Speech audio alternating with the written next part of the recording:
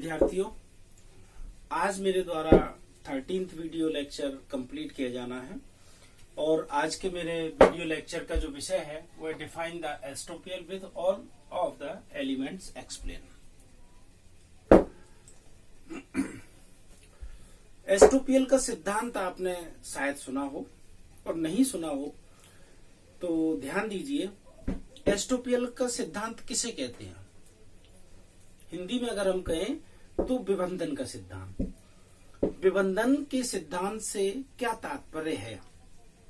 किसे कहते हैं हम विबंधन का सिद्धांत? विबंधन के सिद्धांत को परिभाषित करते हुए उसके आवश्यक तथ्यों को डिफाइन करना है। विबंधन का सिद्धांत एक ऐसा सिद्धांत है जिसके बारे में आपने कभी कल्पना भी नहीं की होगी।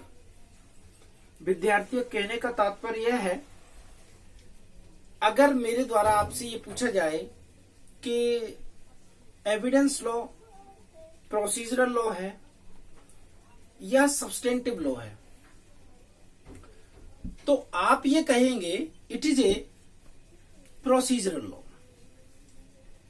लेकिन अगर मैं ये कहूं कि ये सब्सटेंटिव लॉ है तो शायद आपको लगेगा कि ऐसा नहीं हो सकता। Evidence law, it is a totally procedural law. But I know that very well. Evidence law, it is a totally procedural law.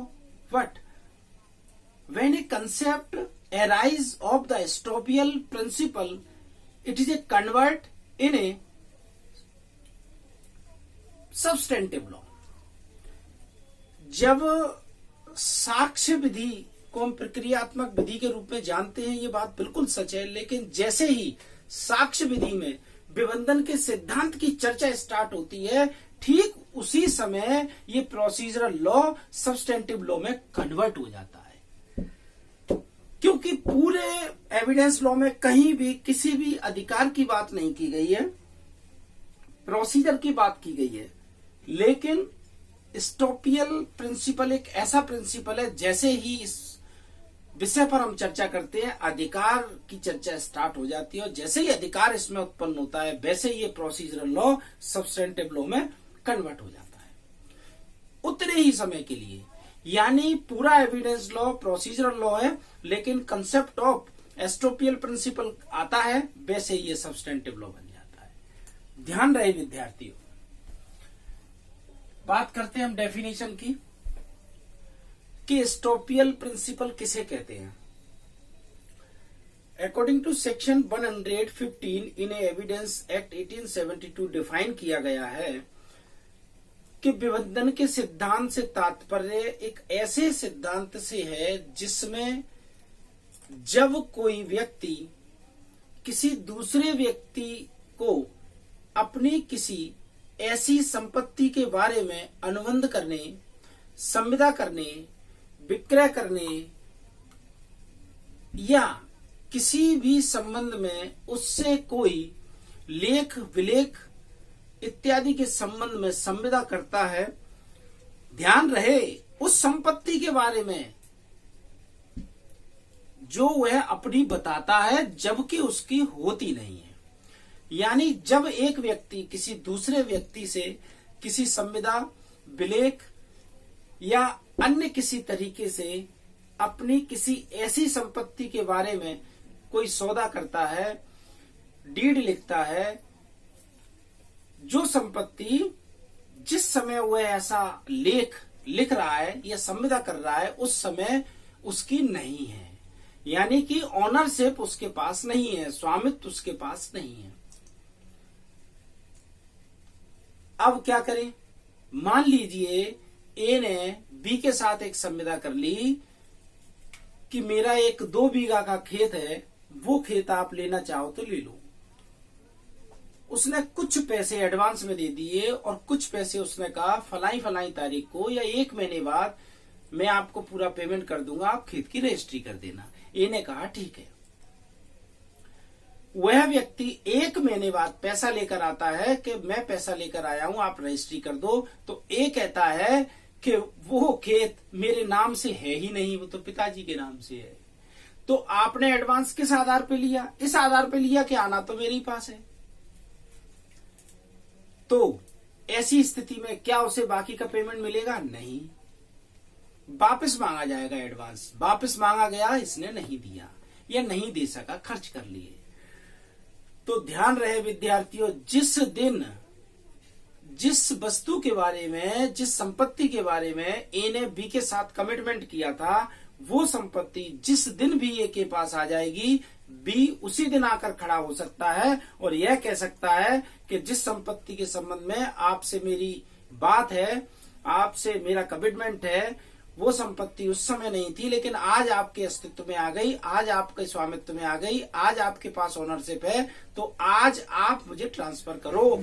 तो ए यह कहकर मना नहीं कर सकता कि जिस दिन हमारे तुम्हारे बीच में संविदा हुई थी, उस दिन ये संपत्ति मेरे ओनरशिप में नहीं थी, इसलिए मेरे और आपके बीच में होने वाली बात खत्म हो गई। मना नहीं कर सकता, उसको ट्रांसफर करना पड़ेगा। It is a estoppel principle, it is a principle of एस्ट्रोपियल।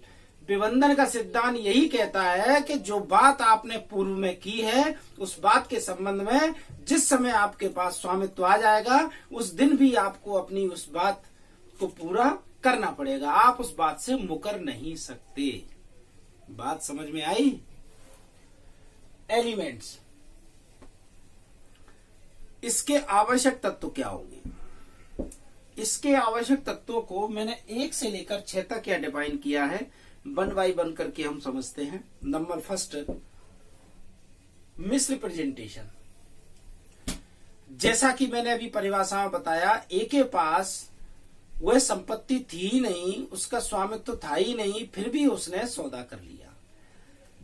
तो सबसे पहला एलिमेंट इसमें यह है कि झूठ, असत्य कथन, मिथ्या व्यपदेशन, मिसरिप्रेजेंटेशन। एक व्यक्ति द्वारा किसी दूसरे व्यक्ति को झूठ बोलना कि आप अगर खरीदना चाहते हो तो मेरे इस मकान को खरीद लो, मेरी इस दुकान को खरीद लो, मेरे इस खेत को खरीद लो, ये मेरा है, जबकि उस पर उसका स्वामित्व था ही नहीं। सबसे पहला एलिमेंट झूठ, असत्य कथन, मिसरिप्रेजेंटेशन फॉर फैक्ट, तथ्य के लिए मिथ्या व्यपदेशन। झूठ बोला गया, लेकिन किस बात के लिए? किसी तथ्य को साबित करने के लिए। Believe to misrepresentation. ए जब किसी बात के संबंध में यानी तथ्य के संबंध में जो झूठ बोलता है, तो उसका यह आशय भी होता है कि उसके उस झूठ के संबंध में दूसरा पक्षकार यकीन कर ले, सत्य मान जाए, और ए के द्वारा बी को इस बात का आश्वासन दिला दिया जाता है कि मेरे द्वारा जो कहा जा रहा है वो सच कहा जा रहा है, झूठ नहीं है। Believe by other person. इसमें यह बताया गया है कि जब ए बी से झूठ बोलता है और बी को यकीन दिलाता है कि मेरे द्वारा जो कहा गया वो सच है, झूठ नहीं है, ऐसी स्थिति में वह दूसरा पक्षकार भी एक ही बात पर यकीन कर लेता है और उस बात को सच मान लेता है जो सच कभी थी ही नहीं, जो पूरी तरह से झूठ थी। Fifth, no change other person capacity. वह व्यक्ति, जिस व्यक्ति को यकीन दिलाया जाता है कि मेरे द्वारा जो बात कही जा रही है वो झूठ न होकर सच है, उस व्यक्ति में आगे आने वाले समय में भी कोई बदलाव नहीं होना चाहिए। नॉट टू बी नॉलेज, सबसे काम की बात। प्रिंसिपल ऑफ एस्ट्रोपियल या विबंधन का सिद्धांत, ध्यान रहे विद्यार्थियों, तभी काम में आएगा, तभी इस सिद्धांत के नियमों का पालन कराया जा सकता है जबकि ए ने बी से झूठ बोला कि ये मकान मेरा है, आप खरीदना चाहें तो खरीद लें, और कुछ एडवांस ले लिया। अगर बी को इस बात की जानकारी थी कि ये मकान इसका नहीं है और ये झूठ बोल रहा है और फिर भी उसे एडवांस दे दिया, तो ऐसी कंडीशन में प्रिंसिपल और एस्टोपियल फॉलो नहीं होगा, विबंधन के सिद्धांत का उपयोग यहाँ नहीं होगा और विबंधन के सिद्धांत के अनुसार उसको वह प्रॉपर्टी नहीं मिलेगी। क्यों? क्योंकि इसका ये बहुत महत्वपूर्ण नियम है कि जब ए द्वारा कोई बात झूठ बोली जा रही थी और आपको अगर इस बात की सच्चाई का पता था कि ए झूठ बोल रहा है और फिर भी आपने उसके साथ कोई संविदा कर ली, तो गलती आपकी है। वो आपको झूठ बोल रहा था और आप जानते थे झूठ बोल रहा है, फिर भी आपने संविदा कर ली, तो आप प्रिंसिपल और एस्टोपियल का बेनिफिट नहीं ले पाएंगे और आपको वह संपत्ति नहीं मिलेगी। विद्यार्थियों, आज का मेरा वीडियो लेक्चर यहीं समाप्त होता है और आगे भी आपके लिए मेरे द्वारा वीडियो लेक्चर प्रिपेयर करके अपलोड किए जाते रहेंगे। धन्यवाद।